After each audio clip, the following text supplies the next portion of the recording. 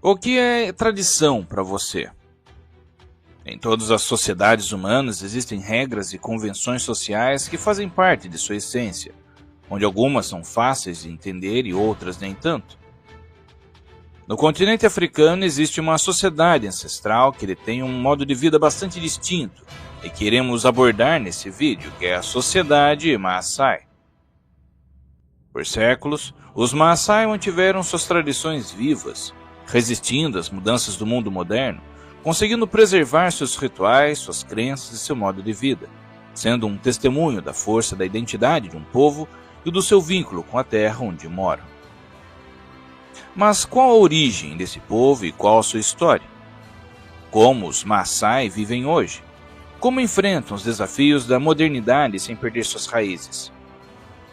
Ao longo deste vídeo iremos mergulhar na cultura desse povo distinto, explorar seus costumes e entender um pouco mais o que faz esse povo um dos mais respeitados e admirados do continente africano. Mas antes gostaria de pedir que deixe um like para ajudar no alcance desse vídeo, bem como pedir que se inscreva e selecione o sino de notificações para não perder os vídeos como esse que posto todo domingo nesse mesmo horário. E caso queira colaborar com o canal, na descrição há uma lista de livros e cursos a preços bem acessíveis, bem como uma chave Pix caso queira colaborar de forma voluntária. Originalmente, os Maasai constituem um grupo étnico nilo-saariano, cuja base se estabelecia na região correspondente ao atual Sudão. Posteriormente, junto com outros grupos dessa mesma origem, migraram rumo ao sul em busca de pastagens mais viáveis e terras férteis, uma jornada que os conduziu à porção central da África Oriental por volta do ano 1750 da nossa era. Durante essa migração, atravessaram as terras altas do Quênia, contornaram o Lago Turkana e, ao final, assentaram-se nas vastas planícies da savana que hoje formam o sul do Quênia e norte da Tanzânia. As raízes nilótico-cuxitas dos Maasai manifestam-se tanto em seus traços físicos quanto em diversos vocábulos oriundos das línguas cuxitas ou nilóticas orientais presentes no seu idioma, o Maa.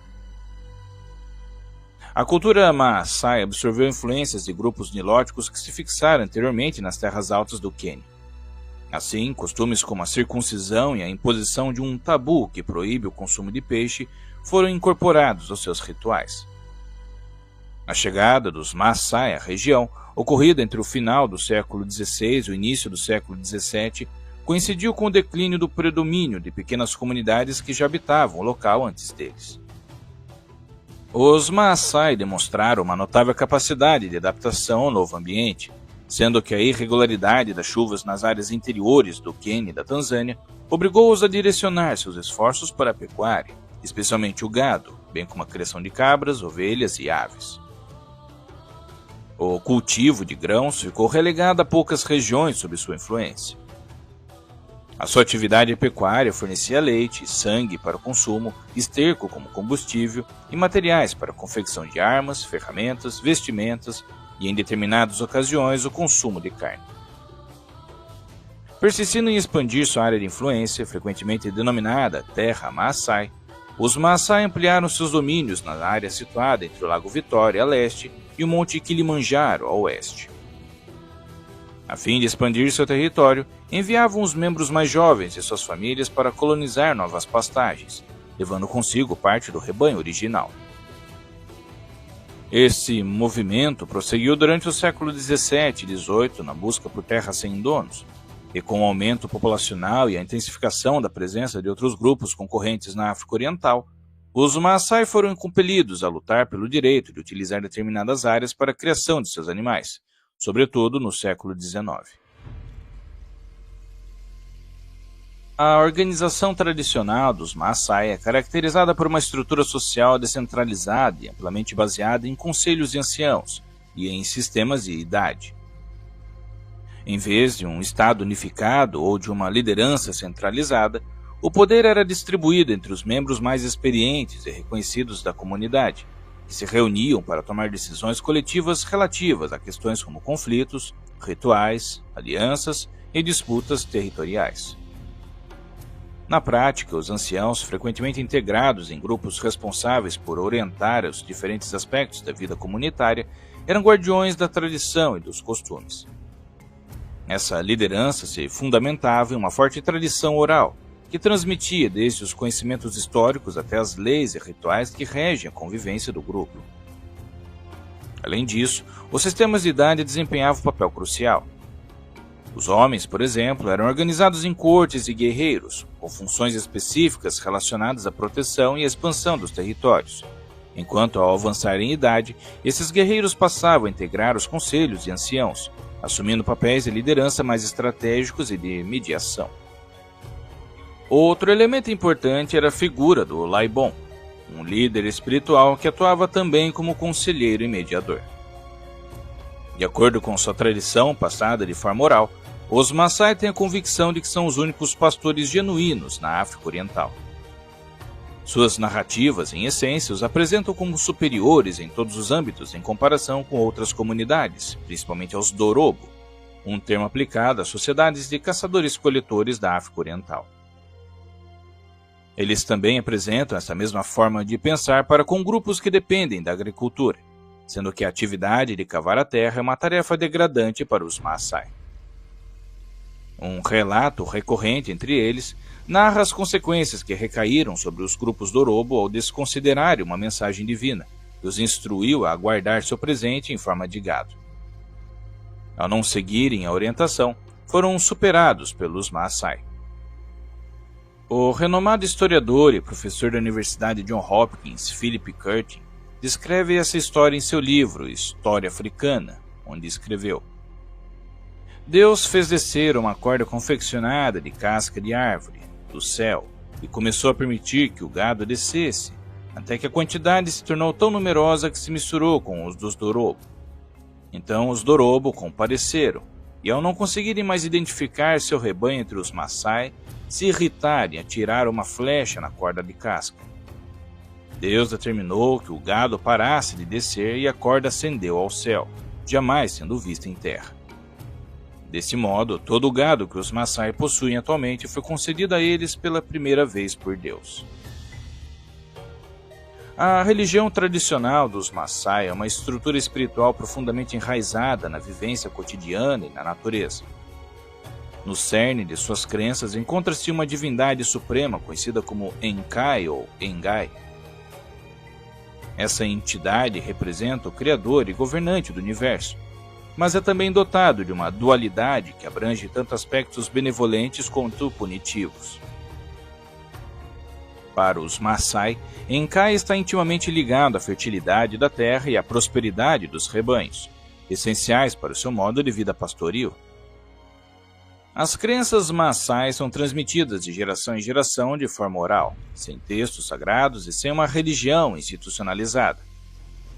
As narrativas mitológicas, os contos e os cânticos que relatam as origens do povo, a forma como lhe foram concedidos os gados e os ensinamentos de conduta para a vida comunitária compõem o vasto patrimônio religioso dessa cultura. Essa transmissão oral fortalece a identidade coletiva, ao mesmo tempo em que orienta as práticas sociais e rituais do grupo. Os rituais desempenham um papel central na religião Maasai. Cerimônias de iniciação, como a circuncisão e as celebrações de passagem para a idade adulta, estão repletas de simbolismo, enfatizando a ligação sagrada entre o indivíduo, a comunidade e o divino. Além disso, as danças e os cânticos usados durante as celebrações e orações atuam como formas de se conectar com o Enkai, invocando proteção, prosperidade e equilíbrio na vida dos Maasai e de seus rebanhos. Com o tempo, a convivência com outras religiões, especialmente o cristianismo e o islamismo, influenciou alguns aspectos das práticas espirituais dos Maasai. No entanto, muitos ainda preservam os elementos autênticos de sua religião tradicional, vendo neles a essência de sua identidade e a chave para manter a harmonia com a natureza. Essa rica tapeçaria de crenças faz da religião Maasai um componente vital e resiliente de sua cultura, adaptável e ao mesmo tempo profundamente respeitado. Outras tradições orais perpetuam a crença de que os Maasai nasceram destinados a serem pastores de gado, chegando a afirmar literalmente que o primeiro progenitor masculino da tribo recebeu um cajado de pastoreio para essa finalidade. Além disso, havia o entendimento de que tal vocação não deveria ser contaminada pela incorporação de outras atividades, como a caça e a agricultura, praticadas por outros povos. É notório, porém, que o pastoralismo puro entre os Maasai provavelmente se solidificou apenas recentemente, por volta dos anos 1800, e que uma minoria dos grupos Maasai, bem como alguns povos de língua Maasai, dependiam quase exclusivamente da agricultura. Torna-se evidente, pois, que as tradições orais que exaltam o pastoralismo em sua forma pura serviam, na verdade, como um subterfúgio dessas elites abastadas, possuidoras de vasto gado, para justificar e perpetuar sua posição dominante no seio da sociedade Maasai, já que não necessitavam recorrer à agricultura para subsistir.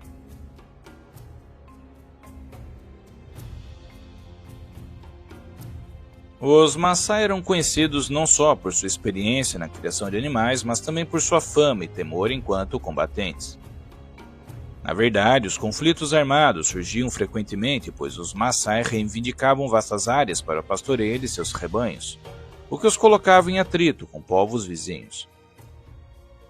Entre os anos 1500 e 1800, as sociedades nas savanas da África Oriental ainda se encontravam em formação, compostas por inúmeras comunidades relativamente isoladas. Os Maasai e outros grupos coevos buscavam expandir seus domínios territoriais, o que inevitavelmente resultava em confrontos. Outro grupo rival era representado pelos Padola, especialmente na região de Tororo, e adicionalmente diversos povos caçadores do leste africano também compunham esse cenário. Os guerreiros Maasai, conhecidos como Moran, eram liderados por autoridades rituais, os já mencionados Laibon. Esses combatentes residiam em agrupamentos autônomos de moradias, partilhavam refeições na companhia uns dos outros, dividiam suas posses e sempre se deslocavam em pequenos pelotões. Seus treinamentos incluíam lançar lanças em alvos específicos, aprimorar a resistência e a forma física por meio de lutas simuladas, além de demonstrar destemor na caçada de leões. Para compor sua identidade visual, além de suas distintas vestes vermelhas e capas curtas, os guerreiros permitiam que seus cabelos crescessem, submetendo-os a um processo de endurecimento com um composto de lama, gordura bovina e ocre. Complementavam o visual com cintos enfeitados de pontas nas quais portavam uma faca curta, e ocasionalmente ostentavam um impressionante cocar feito de penas de avestruz. Em suas manifestações beligerantes, os guerreiros executavam danças de guerra que incorporavam saltos característicos e outros movimentos físicos essenciais para o combate. Munidos de suas longas lanças, eles partiam para enfrentar os inimigos, e ao longo do século XVIII, os Maasai conquistaram notáveis sucessos militares, o que não surpreende, visto que sua oposição consistia em sociedades com organização bélica bem inferior. De acordo com a obra acadêmica História da África, de Cambridge, os Maasai estabeleceram um monopólio virtual nas pastagens do Vale do Rift a partir do planalto de Uasin Gishu, no oeste do Quênia, até a estepe Maasai, no centro-norte da Tanzânia, abrangendo aproximadamente 970 quilômetros. Esse predomínio dos Maasai alterou fundamentalmente o modo de vida do grupo paranilótico do sul mais antigo estabelecido.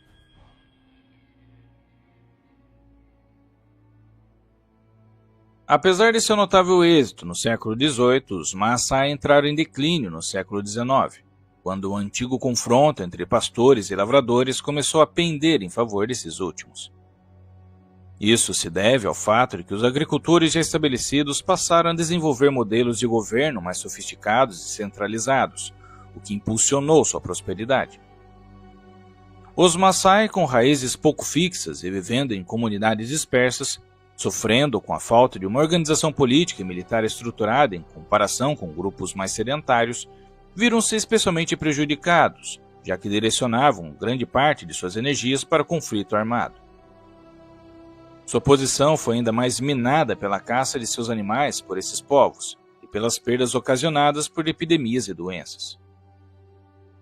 Em 1850, ocorreram também conflitos internos prejudiciais entre facções Maasai rivais, os quais frequentemente afastavam guerreiros valiosos que posteriormente se tornavam mercenários para tribos vizinhas.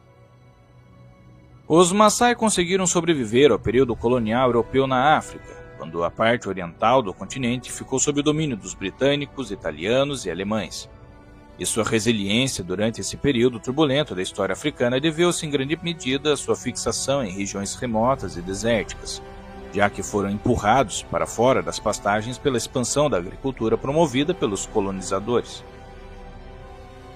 A colônia britânica do Quênia alcançou independência em 1963, e desde então os Maasai resistiram de forma firme a todas as iniciativas governamentais destinadas a inseri-los ao estilo de vida ocidental moderno. Nesse contexto foi criado o Maasai Mara, uma vasta reserva de caça situada ao sul do Quênia, cujo nome foi dado em homenagem à longa presença dos Maasai na região. Localizada no Vale do Rift, na África Oriental, essa reserva foi oficialmente criada em 1961 e hoje é um dos parques de caça mais renomados do continente, celebrado por sua riquíssima diversidade de fauna, que inclui leões, elefantes, leopardos e entre outros. Além disso, o parque abriga o extraordinário movimento anual de animais entre o Serengeti e suas áreas limítrofes, evento conhecido como a Grande Migração. O nome do parque não representa apenas um simbolismo vazio para os Maasai, pois eles ainda possuem a permissão para conduzir seu gado em determinadas áreas de reserva. Ao conhecermos a rica tapeçaria cultural dos Maasai, somos tomados por um sentimento profundo de admiração e renovação. Explorar a história, a sociedade e as tradições desse povo é mergulhar em um universo onde cada ritual, cada dança e cada mito revela a força de um espírito indomável. Os Maasai, com sua vivência pastoral, suas cerimônias repletas de simbolismo e a resiliência que os impulsionou ao longo dos séculos, nos lembram que a verdadeira grandeza está na capacidade de honrar as raízes e transpor os desafios do tempo. Em meio às vastas savanas e aos ritmos pulsantes da vida nômade, o legado dos Maasai se faz presente através de suas histórias passadas de geração em geração. Cada narrativa oral carrega a essência de um povo que aprendeu na diversidade a transformar a luta diária em fonte de sabedoria e identidade. Ao enfrentar conflitos e adaptações impostas por mudanças culturais e políticas, os Maasai se mantiveram fiéis a seus costumes, cultivando uma visão de mundo que valoriza a coexistência harmoniosa com a natureza e o repositório ancestral de saberes. Que essa trajetória inspiradora seja um convite para que possamos, também nós, olhar para dentro e reconhecer a força que reside em preservar nossas próprias tradições e histórias. Espero que tenha gostado desse vídeo e se chegou até aqui, deixe um joinha e compartilhe com mais pessoas. Se não é inscrito, considere se inscrever para receber vídeos como esse semanalmente. E se já é inscrito, verifique se o sino de notificações está ativado. Na descrição tenho também links para livros e cursos, e até uma chave Pix caso considere contribuir com o meu trabalho. Desde já agradeço seu tempo e atenção, e até a próxima história.